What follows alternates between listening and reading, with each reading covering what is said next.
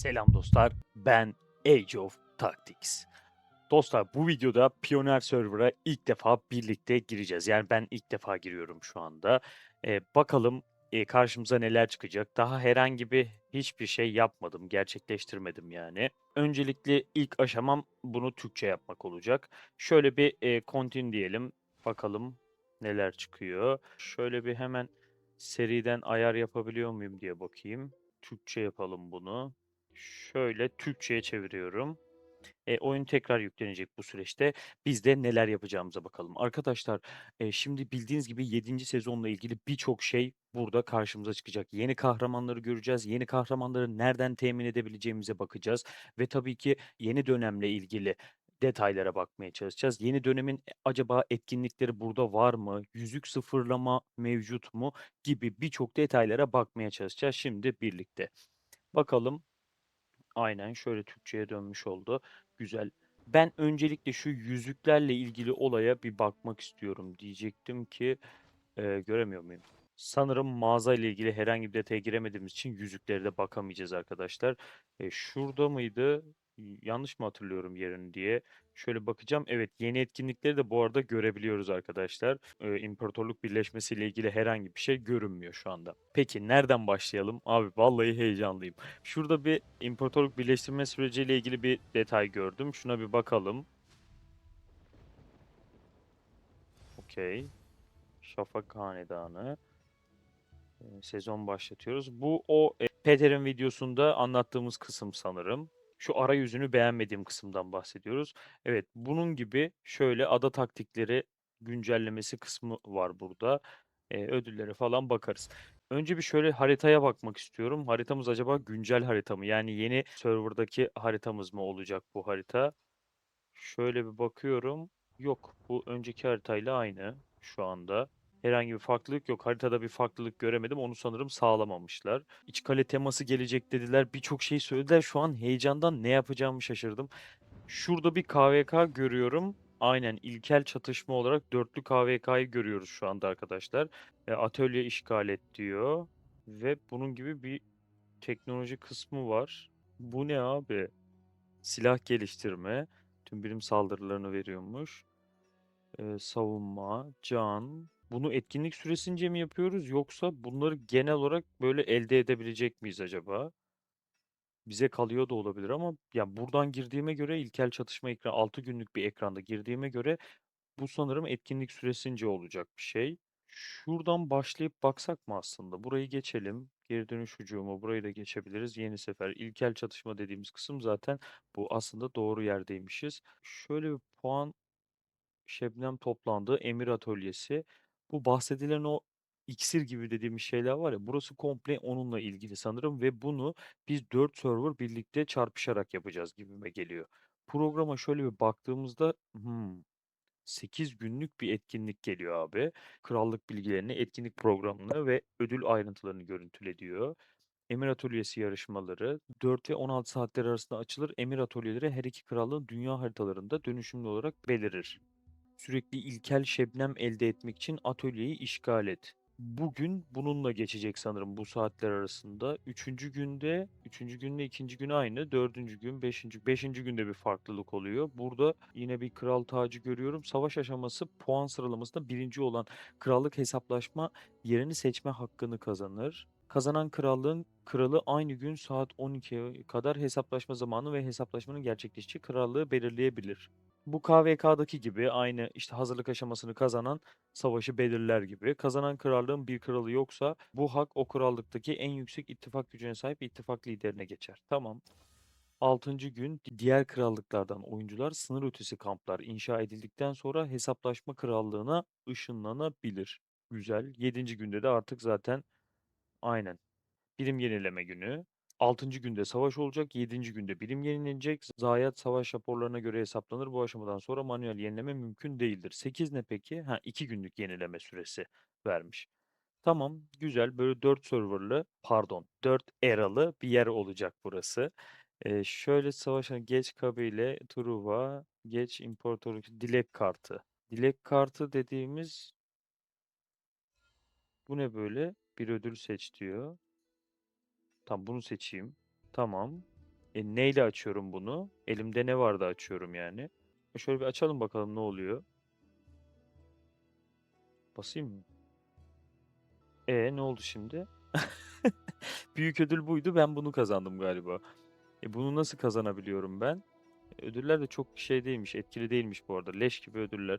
Neyse bu dilek kartı kısmı önemli değil. Bu mini oyun arkadaşlar. Mini oyun benim beklediğim kısım geldi. Bu bildiğin okla atış atma gibi bir şey. Burası çok da önemli değil gibi ama bir deneyelim beraber. Tamam, hiç bakmadım. Şöyle bir attım. Attım mı? En yüksek isabet puanı kaç? Al abi. Bunu herkes yapar.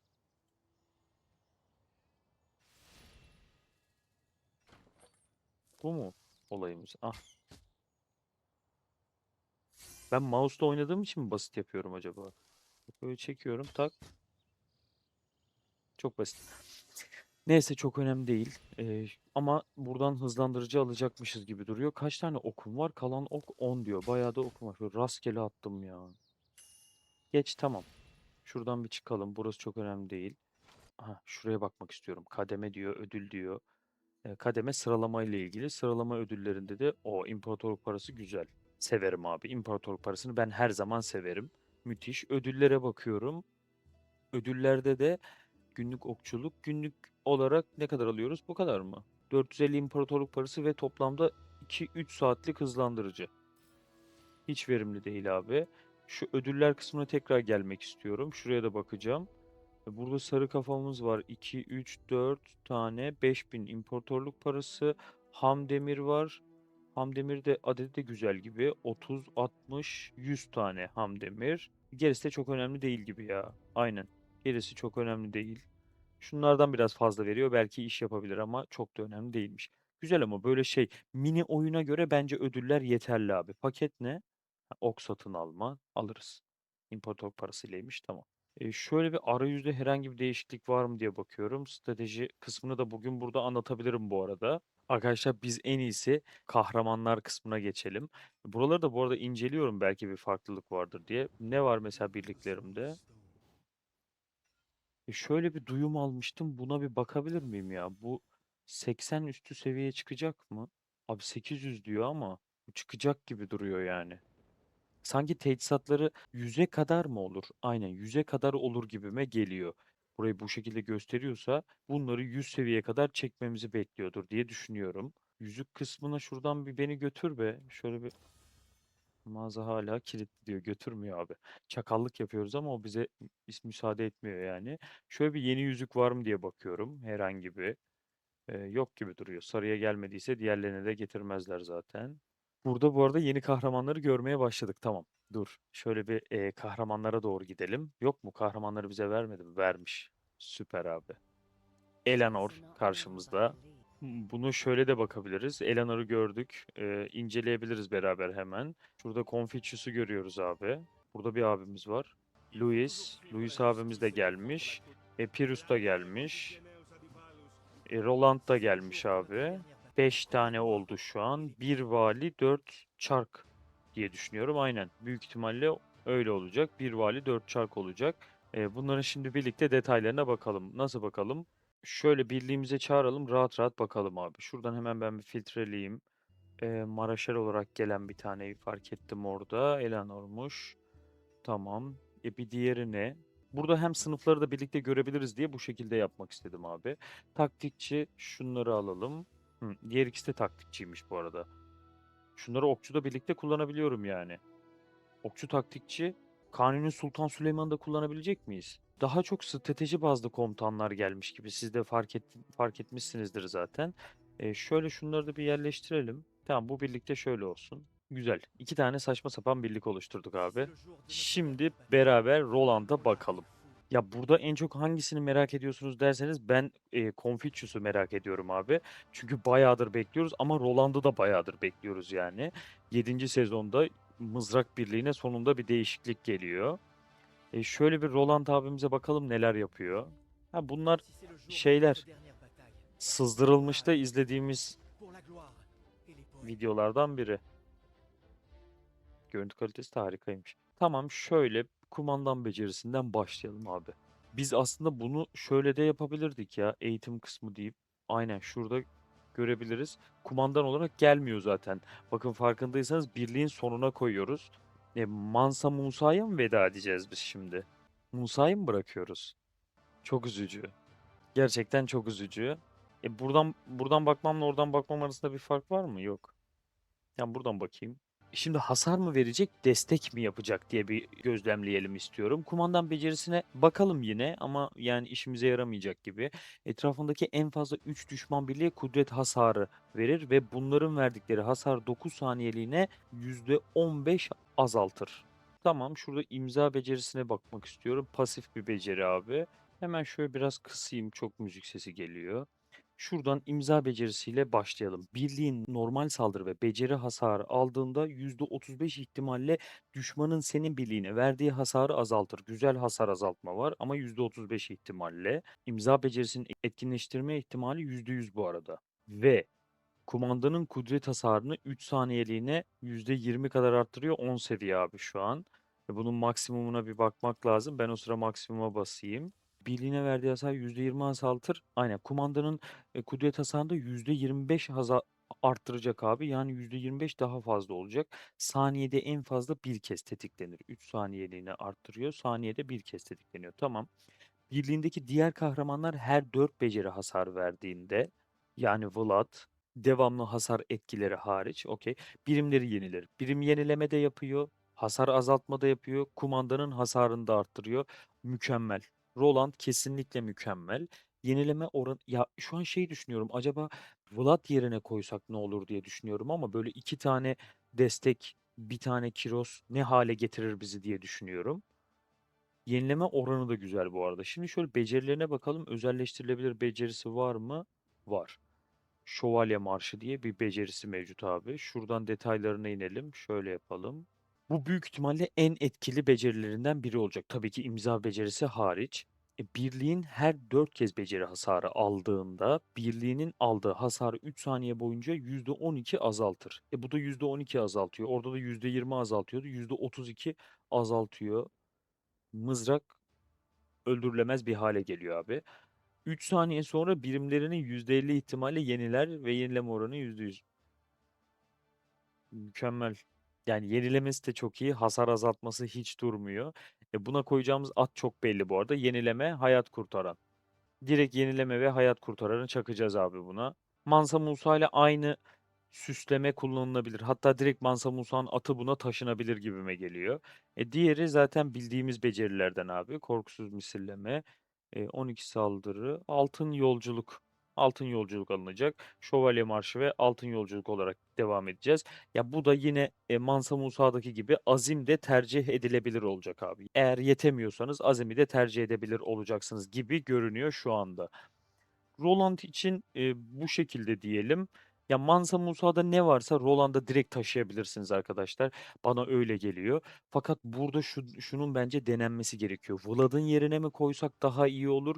Çünkü yani Kiros zaten iyi hasar verebilen bir kahraman. Roland hasarını arttıracak. İki tane supportla böyle inanılmaz bir hale de getirilebilir Kiros birliği diye düşünüyorum ben. Eleanor'dan önce Confucius'a bir bakalım istiyorum arkadaşlar. Ramses Birliği'mizin tatlı bir üyesi olacak kendisi. Şurada da görüyorsunuz. Büyük ihtimalle Ramses Birliği'ne kullanılır diye düşünüyorum. Artık buradan Char'a veda ediyoruz ya da Theodora kullanan varsa hala Theodora'ya veda ediyoruz arkadaşlar. Confucius geliyor. Bakalım Confucius neler sağlıyor bize. Şöyle kumandan becerisine de bir bakalım. Belki kumandan olarak kullanılabilir deriz.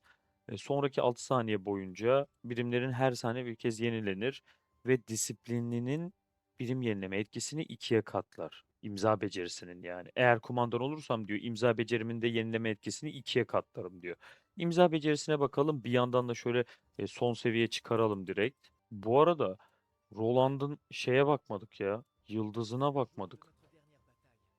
Şuna bir bakalım bir dakika.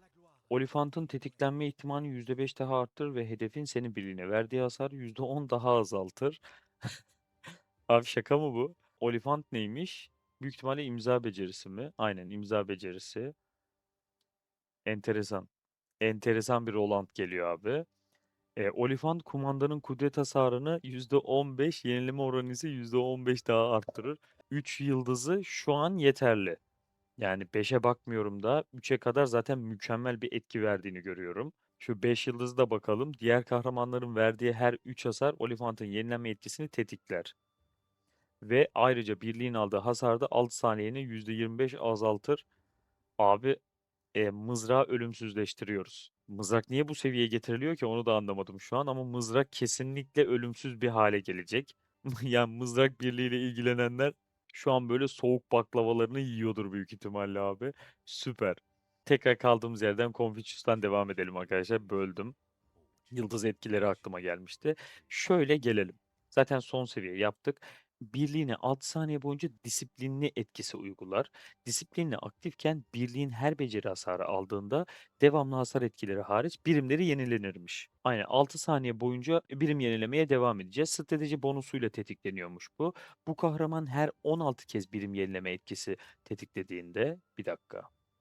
Şimdi 6 saniye devamlı hasar etkileri hariç birimleri yeniler. 6 saniyede kaç kere yenileyecek acaba? Kaç kere tetikleyecek?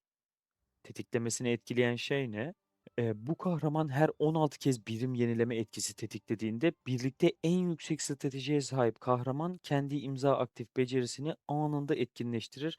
Burada şuna geçiyoruz. Zaten öyledir de Ramses en yüksek stratejiye sahip olmak zorunda olacak abi. Bunu yanlış hatırlamıyorsam Lagerta'da da görmüştük. Lagerta devreye girdiğinde Miyamoto'nun kudreti en yüksek olması gerekiyordu. Aynı şey burada da artık devreye girmiş oldu ve anında etkinleştiriyor. Her 6 saniyede bir de tetikleniyor. İkinci kumandan olarak görev yaparken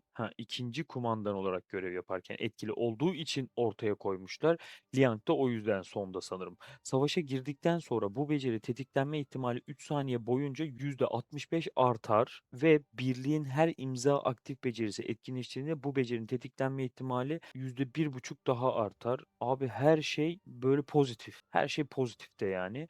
En fazla 4 kez ve her 3 saniyede en fazla bir kez birikir. En fazla 4 kez ama. Yani %6'ya kadar da oradan arttıracak tetiklenme ihtimalini. Tetiklenme ihtimalini zaten %100'e kadar getirdin. Yok, %71'e kadar gelmiş oldu aynen. Ve birliğin aldığı hasarı %1 azaltır. Son seviyede %1 azaltıyor.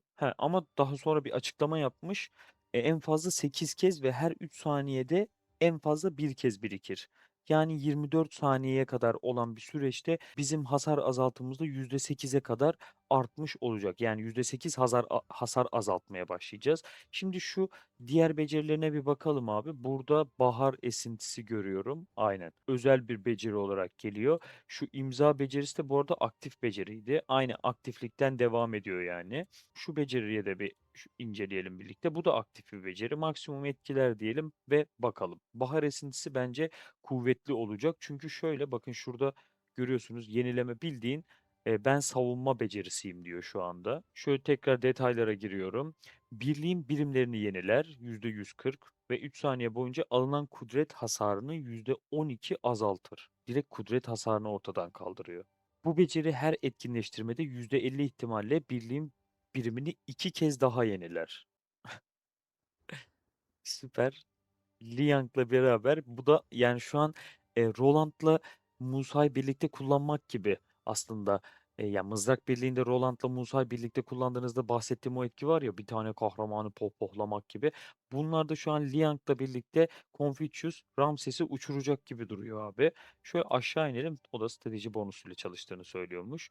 Etkinleştirme ihtimali %35, sadece sevmiyorum ben böyle şeyleri. Ama bence gayet iyi bir beceri bahar esintisi abi. Akabinde ne görüyoruz? Yangın felaketi. Yani strateji hasar verir. Hasar yok, gerek yok. Savaş taktiği. Büyük ihtimalle savaş taktiğini kullanacağız zaten ama huzurlu sığınak da var. Birim yenileme ardından birliğin aldığı hasarı savaş taktiği de olabilir, huzurlu sığınak da alabilir ama yani ne alsan şu an böyle güzel. Yani iyi bir sonuça çıkıyor abi. Strateji hasarı verir ve bilimlerini yeniler %31. Bence huzurlu sığınak daha mantıklı olacak abi. Çünkü sürekli yenileme tetikliyor. Devamlı yenileme tetikliyor. Devamlı olarak burada bir hasar azaltımı göreceğiz. Ne kadar göreceğiz abi? %20 hasar azaltma göreceğiz sürekli olarak. Ve %100 etkinleştirme ihtimali. Hiç durmayacak bu arada. 3 saniye yeniliyor ama hep yenileyeceği için hep aktif olacak bu. huzurlu sığınak peşine konulabilir gibime geliyor. Şöyle bir yıldız etkilerine de bakalım Confucius'un hemen. Disiplinli tetiklenme ihtimali %5, yenileme oranında %10 artar. Tamam, güzel. 3 yıldıza bakalım. 3 yıldıza genelde böyle yetecek kadar bir şey veriyorlar artık yeni kahramanlarda.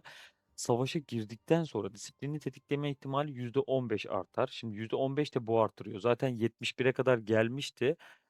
15 daha 86, %80 yani %100'e doğru gidiyoruz şu an abi. Birliklerin bir imza aktif becerisi tetiklendiğinde disiplin tetikleme ihtimali de %0,5 artar. Bu %1 mi artıyordu az önce? Hemen şöyle bir dönüp bakıyorum. Disiplinin tetikleme ihtimalini imza aktif becerisiyle ve alınan hasarı azaltmayı da arttırıyor bu arada. Yani bu bildiğin şuraya ek gibi şurada aktif beceri etkinleştiğinde bu becerinin tetiklenme ihtimali 1,5 artar. 0,5 de oradan geliyor. Bununla birlikte sanırım onda şey yazmamışlar. Bir sınır koymamışlar. Sonsuz mu gidecek o? Öyle olursa berbat bir şey olur. Büyük ihtimalle bununla beraber kesilecek. Yani bunu %2 gibi düşünebiliriz. %71'e arttırıyordu. %2 gibi düşünürsek de oraya 4 kez birikeceği için 2 daha gelir. 15'te oradan geliyordu. 71, 86, 88. %88'e kadar çıktı şu an. Alınan hasarda %0,2 daha azaltacaktı o. Hasar azaltmayı da 8 kez tetiklenmeyle beraber 3 yıldız yaptığınızda yani %10 kadar hasar azaltımını da sağlayacak. 24 saniye içinde. Ya bence 3 yıldız böyle çok da etkili değilmiş. Çünkü miktarlar bana biraz az geldi ama ya bununla beraber 3 yıldızla beraber tetiklenme ihtimalini artık %100'e çok yaklaştırıyor. 5 yıldıza bakalım. 9 birim yenileme tetikledikten sonra bence bunu çok hızlı bir şekilde yapacak bu arada. Birliğindeki en yüksek taktikçi değerine sahip kahraman. Yani strateji bonusu en yüksek olandan bahsediyor sanırım. İmza aktif becerisini %8 arttırılmış hasarla anında etkinleştirir. Wow. Çok iyi abi. Ya Confucius da 5 yıldız olmak zorunda. Zaten şu an yeni gelen iki kahraman da 5 yıldız dedik mi bize kafadan 1180 tane sarı kafa demek oluyor bu. Hadi hayırlısı abi. Şöyle bir Eleanor'a bakmak istiyorum ama bilmiyorum. Eleanor'dan çok da bir medet ummuyorum. Okçuya geliyor. Aslında Napolyon Birliği'ne geliyor bu büyük ihtimalle. Aynen. Napolyon'un ortasına geliyor. Selahattin ve Napolyon kullananlara müjde diyebilirim. Burada zaten ufak bir eksiklik görünüyordu. Böyle bir ihtiyaç vardı aslında. Zaten bu tüm kahramanlar tier list, tüm sezonlar tier list videoma da bakarsanız orada da bu eksiklikten bahsetmiştim ben. Eleanor'u şöyle bir inceleyelim abi hemen hızlıca. Kumandana hiç bakmayalım. Şuradan devam edelim. Fullleyelim direkt. Savaşa girdikten sonra birliğinin ilk kumandan becerisinin hasarını %15, ikinci kumandan becerisinin hasarını ise %30 arttırır. Arkadaşlar şu an Napolyon devreye sokuluyor. Ön plana atılıyor sanırım. Çünkü bu süper. Yani şuradan bakarsak eğer Napolyon'un kumandan becerisiyle ilgili duruma da bakarsak önündeki konu şeklindeki anda bulunan bir düşman birliğe strateji hasarı verir. Oran inanılmaz. Yani şu kumandan becerisinin hasarını uçuracak %15 ardına bir kez daha derken iyi bir seviyeye getirecek yani. Devam edelim. Savaşa girdikten sonraki ilk 12 saniye boyunca, sadece 12 saniye boyunca birliğin saniyede daha hızlı kumandan becerisi atmaya başlayacağız. Sonrasında ise saniyede 4 öfke düşüyor. 12 saniyede yapacak sonra sabit bir miktara düşüyor. Birimlerin %80 seviyesinin altına düştüğünde alınan hasarı %12 azaltır. Bu biraz savaşçı mızrak birliği gibi oluyor. Hani zamanla daha iyi mücadeleye devam ederiz moduna sokmaya çalışıyorlar. Şu an gördüğüm kadarıyla birlikler dengelenmek istenmiş gibi abi. Güzel yani bu hoşuma gider. Neden olmasın ki? Ve kumandanın stratejisine de 9 saniye boyunca 50 arttırır. Ardından birimlerini yeniler ve birliklerin aldığı hasarı savaş bitene kadar %6 azaltır. Her 20 saniyede en fazla bir kez tetiklenir. İmza becerine kurban ya Eleanor. Özel var mı? Zafer kükremesi özel mi? Bu zafer kükremesindeki şeye benzemiyor mu ya Confucius'a uzaktan? Şöyle daha detaylı görebiliyor muyum? Aynen bu Confucius değil mi ya? Confucius abicim bu. Ne alaka ya? Neydi bu? Okçu süvari. Okçu olarak Confucius'la beraber kullanabilir mi olacağız acaba? Böyle saçma bir şey yapmazlar diye düşünüyorum. Işıltılı İspinoz'dan başlayalım abi. Şöyle yine gelelim maksimum etkilere getirelim. Bakıyoruz. Kumandanın ilk kumandan becerisini etkinleştirdikten sonra birliğin alınan hasarını 12 saniyeliğine %8 azaltıyor. Hem kumandanın hasarını arttırıyor, ilk kumandan becerisini yani, hem de onu uyguladıktan sonra da hasar almayı azaltıyor. Bir de %80'in altına düştüğümüzde yine azaltacağım diyor yani. O mükemmel bir şey geliyor şu an arkadaşlar. Birliğin öfkesi mevcut limitin %80 kadarını aştığında yani dolduğunda, bu arada öfkeyi de hızlandırıyordu bu kahraman, hatırlayın az önce söyledim.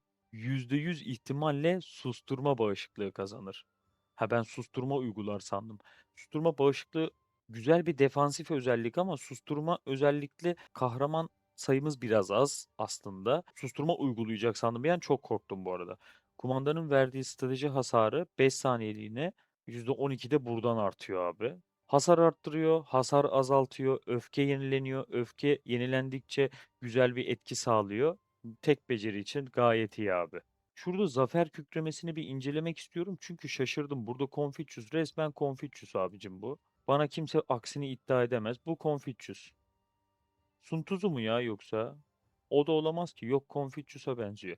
Ne diyor? Normal birliğe kudret hasar verir. Yok. Bu zaten bu birlikte iş yapmaz gibi duruyor.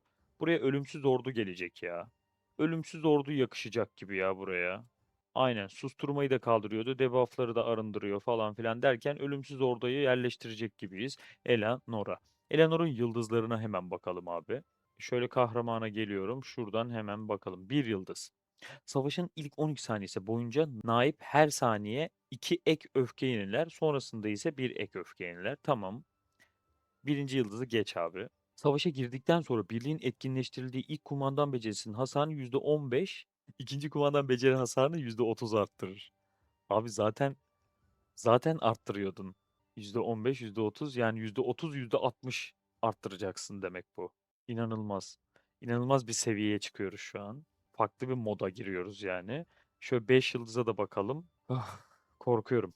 Birliklerin sayısı %80 seviyesinin altına düştüğünde kumandanın stratejisini 9 saniyeliğine 50 arttırır. 50 daha arttırıyordu diye biliyorum. Birliklerin %50'nin altına düştüğünde ise anında 100 öfke yeniler ve susturma ile yavaşlatma hallerini üzerinden kaldırıyor. Ya burada susturma ve tüm debuff'lara karşı bir önlem alınmaya çalışılmış ama bence etkili olan kısım, daha etkili olan kısım şu olacak. Bizim 9 saniyeliğine 50 strateji pozitif alması olacak kumandanın. Şimdi birlikte Pyrrhus'a bakalım. Pyrrhus'ta gördüğünüz gibi, Pyrrhus'u da bu arada şeyde kullanabilecek miyiz biz? Ramses'le birlikte kullanabilecek miyiz? Neyi çıkaracağım? O durumlar burada değişir. Ramses'i de ortadan kaldırmakla ilgili bir şeye mi geçiyoruz şu an? Pyrrhus çünkü kumandan olarak geliyor gördüğünüz gibi. Liang'ı çıkarmış ama olmaz ki öyle. Olur mu? Burada enteresan bir seçim olur ya bu. Hani Liang'ı şu an çıkarıp yerine Confucius'u koyup başa bunu koymak. Büyük ihtimalle Liang Char yerine konulur. Hatta Confucius'un yeri yanlış. İkinci komutan olması gerekiyordu. Burada Sun Tzu ekibini güncellemeye çalışmışlar ama bildiğin Ramses Birliği'nin üyeleri kullanılıyor şu an. Eğer böyle yapacaksam da, eğer Ramses'i kaldırıp bunu koyacaksam da yani Liang'ı ben çıkarmam birlikten. Ben çıkarmam yani. Şöyle bir kumandana bakalım abi. Düşman birliğe strateji hasarı verir. Bonus gayet yüksek. Ve bir sonraki imza becerisini aktifleştirme ihtimalini %35, hasarını ise imza becerisi başarıyla etkinleşene kadar %20 arttırır. Hasarla başlıyoruz. Şöyle hemen bu beceriyi son seviye yapalım. Birlikte öyle bakalım. Sonunda bir yeni kumandan geldi bu arada. Düşman birliğine strateji hasarı verir. Bonus yine güzel. Bu beceri her etkinleştirdiğinde %20 ihtimalle bir kez daha etkinleşir. Tur başına en fazla 3 etkinleştirme. Limit diğer ek etkinleştirme etkileriyle paylaşılır. Her iki etkinleştirmede stratejisini de 6 saniyeliğine 30 arttırıyormuş. Pirus çok korkunç bakmıyor mu ya? Şöyle diğer becerisine bakalım. Özel bir becerisi vardır diye düşünüyorum ki var. Sefer falanjı. Şöyle bir bakalım. İmza aktif beceri ihtimalini %2 arttırır. Her imza aktif beceri etkinleştirdiğinde imza aktif beceri hasarını %2 artar. En fazla 6 kez birikir. Seferberlik sırasında imza aktif beceri hasarın %10 fazladan vurur. O yüzden sefer falanca. Şimdi anlaşıldı. Burada şuna bakacağım. İmza aktif beceri etkinleştirme ihtimalini %3 arttırır. Strateji ustasının ihsanı kullanılır diye düşünüyorum. İkisi de pasif beceri olacak. burada hasar verir gibi bir barem de görmediğimiz için pasif mücevher takmak zorunda kalmayacağız. Ama şurada hasar verdiğinden ötürü aktif becerileri yine Pirus'ta kullanacağız. Aktif mücevherleri, aktif beceri hasar veren mücevherleri yine Pirus'ta kullanmaya devam edeceğiz. Ya Pirus Ramses seçimi kısmı biraz böyle denemekle ilgili sonuç verecekmiş gibi. O kısma bakacağız abi. O deney yanıl gibi geçeceğini düşünüyorum ben. Geldik Louis'e. Bu noktada zaten bir eksiklik vardı. Kanuni ile birlikte kullanacağız gibi geliyor bana. Bakıyorum. Aynen. Kanuni, Elizabeth. Yok pardon, Elizabeth'i kullanamayız. Burada çok seçim hakkı doğuyor ya. Yani şöyle yapabiliriz o zaman. Liang'ı burada kullanırım. Confucius'la Char'ı da Pyrrhus'ta kullanırım gibi gibi yaparım. Ama şurada kullanmak daha mantıklı gibi ya. Ya bu birlik daha güncel ve kumandan. Kumandan olarak kullanıyoruz abi. Ya okçuda kullanmaktansa okçuyu çünkü ezerler ama mızrak da var elimizde. Fakat Hannibal yapanlar burayı artık güncelleyebilir. Zaten DJG ile de güzel bir etki almıştık. Şimdi kahramanımıza bakalım abi şöyle. Louis'in kumandan becerisine de bakacağız. Şuradan başlayalım. Öndeki konu şekilli alanda bulunan en fazla 3 düşmana strateji hasar verir. Oran yine iyi. %30 ihtimalle düşman birliklerine 3 saniyene güçsüz düşürme uygular. Düşmüş kahramanlar hiç hasar veremez. Etki sona erdiğinde 3 saniye süreyle güçsüz düşürülemezler. Yani peşi peşine yapamaz bunu. 3 saniye güçsüz düşüyorsa 3 saniyede serbest bırakırsın yani diyor. Bırakmak zorundasın diyor. Bu ihtimal her hedef için ayrı hesaplanır. Ve aldıkları strateji hasarda 9 saniye %5 artar. Güçsüz düşürme iyiymiş bu arada. Şuradaki hemen beceriyi fullleyelim. İmza aktif becerisini şöyle bir fullleyelim. Hükümdarın fermanı aktif bir beceri. Düşman birliğe strateji hasarı verir. Aktif gem takacağız belli ki buna. Düşman birimleri %85'in altına düştüğünde bu becerinin hasarı %20 artar. Bakın yine söylediğim şeyi yapıyor. Yani az önce Eleanor'da da gördük. Hepsinde görüyoruz şu an bunu. Artık fight'ın sonuna doğru güçlenme olayını biraz daha devreye sokmaya başlıyorlar. Louis'in hasarı %15 artar. Direkt hasarı %15 artıyor. Kumandan olarak görev yaptığında senin birliğinin bir sonraki kahramanı %10 ek hasar verir. Şimdi şuradaki durum biraz açıklanmış oldu aslında. Şu durum açıklanmış oldu.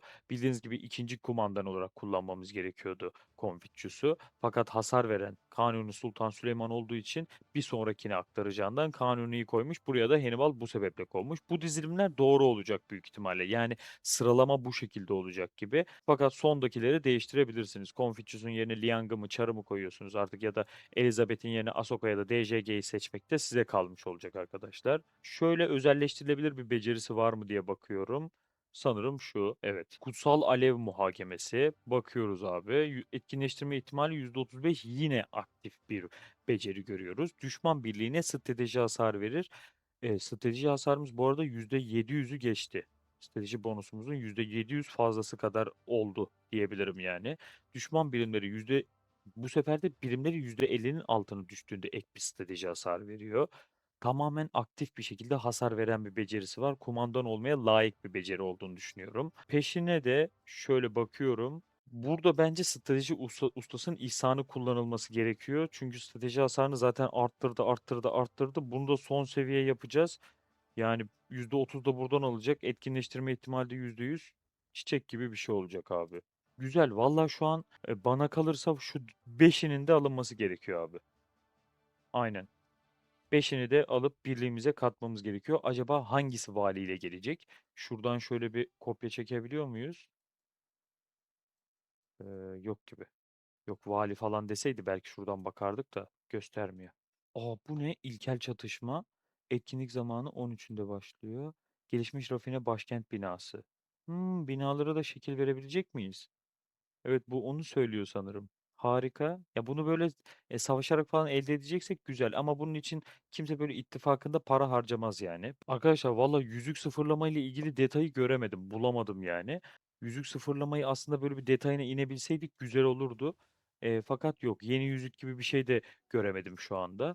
Burada strateji kısmına birlikte bakacaktık. Dostlar burası bence çok önemli. Yani burada güzel bir farklılık oluyor çünkü. Elimizde var mı? Yok. Gösterebiliriz. Şöyle 0 mı? Yok 20. Elimizde olsaydı gösterebilirdim de şu an gösteremiyorum. Buradaki ilerlemenizi birliğinize göre yapacaksınız abi. Misal birliğinizi düşünüyorsanız şu kısma gerek yok diyeceksiniz. Toplama hızı istiyorsanız o an birliklerin yerini değiştireceksiniz. Ya buradan alacaksın tekrar buraya koyacaksın gibi gibi düşün. Böyle ne yaptığına bağlı olarak burada biraz oynama yaparak strateji yapacaksın aslında. Yine bir önceki videomda size söylediğim gibi burası strateji ekranınız. Sizin kendi düzeninize bağlı değişiklikler gösterecek bu ekran.